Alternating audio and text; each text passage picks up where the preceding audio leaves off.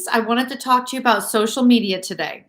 Now, a lot of people wonder whether or not social media is really important, if the directors take it into account, if the judges take it into account. And I'm going to say in this time of COVID, it's going to be more important than ever before. If you are a younger competitor and you are or have been on social media before, you definitely need to clean up your social media. Now, what do I mean by clean up? I mean, get rid of anything controversial, in my opinion, anything political or divisive, because in a pageant, you are there to represent your state, your city, a title, the national title. So that means you have to represent the masses.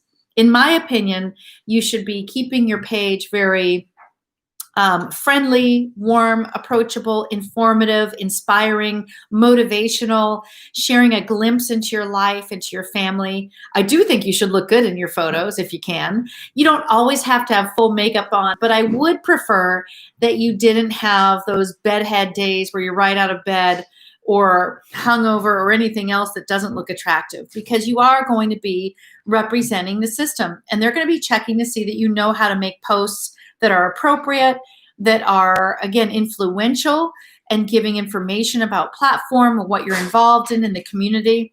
So keep in mind that especially a few months before the pageant, I'm going to say at least 3 months out, you should be paying vigilant attention to what you're posting on social media and making sure that you look presentable in every photo. Now, in my opinion, every time you have a crown and banner on, you should absolutely be looking your best, because right then you are representing their system.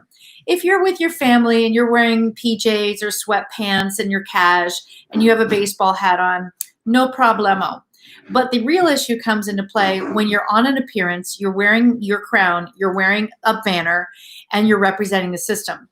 Because if I was a director and you were acting or posting things that are inappropriate, wearing my banner, that would not be good. And I'm sure I'd probably hear about it. So just know that it's really crucial that you represent the pageant well before the pageant, so that way, once you're there, you're continuing to represent and show the image that you would portray, and they can trust you with the title, because they do need to trust what you offer, the information that you share, how you present yourself. Let me mention another thing. This is something that really gets me going. Anyone who does appearances without makeup done, if you're not 12 years old, 16 years old, that should never happen. Like, in my opinion, even if you're going on a walk, slap on a little mascara, make your hair zhuzh. If you have to put it in a pony, put it in a pony, but I want you to look presentable. Again, you can't just show up and just think that's good enough, that you went to this appearance and you were too lazy to do your hair. I have seen girls post live Facebook videos with no makeup on, and it's scary. Just saying. Just like I would be scary if I didn't do that. So I'm going to suggest to you to really make sure you put your best foot forward. If you don't know how to do makeup, get a lesson. If you don't know how to do your hair, get a lesson.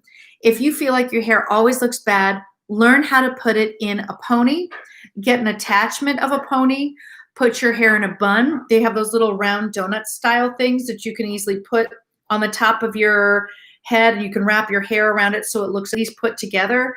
But you've got to pay attention to your looks. If you can't handle your hair and makeup and be presentable before the pageant, what makes you think that the judges and the director are going to want you representing them on a national level?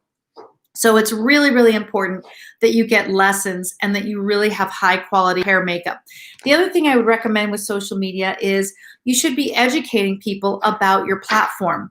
That means maybe it's giving statistics, maybe it's sharing websites or resources or support.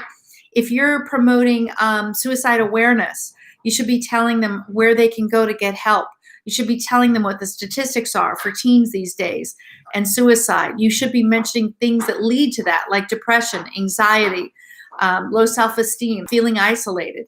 So you need to know your platform well and be educating others on it with informative, either a video, or it could be you on an appearance saying, here I am outside of whatever, we're raising funds today, please join me, or come on down 1 to 2, or here's a link where you can go ahead and make a donation. But always share your reason for doing that particular event. As someone who's, been around suicide awareness for many years because I lost my brother when I was 14, I'm here to help others not have that same thing happen to them. So you're sharing your story, you're giving them information on how to take action. We call it a call to action. And you're helping people to be able to make an impact where they are. So that's really the purpose of social media as a title holder, is to uplift the organization, let people know. Maybe you could say, if you're, let's just say, a teen in a division and there's all these other age divisions, hey girls, have you always dreamed of participating in pageants? Well, National American Miss is having their open calls on October. So you can be a pitch person and you can be promoting that particular pageant, and your director will love you for it.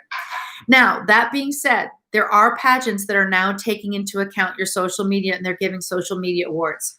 Why do you think they're doing that? Because they want to make sure that their title holders are good at conveying a message around the pageant, what the pageant represents, that their image is representing what the pageant represents, and that they're able to communicate the kind of difference you can make in your community with the title. So you should be making your appearances, and even if it's COVID and you're at home and you can't go do certain things, you better find a way to do it. Because that's a question these days, is how are you going to make an impact, or how do you make an impact with your title today, given the fact that there's social distancing and a lot of people are doing things virtually. So think about how you can translate your platform into something virtual and how you can still make a very large ripple effect in your community.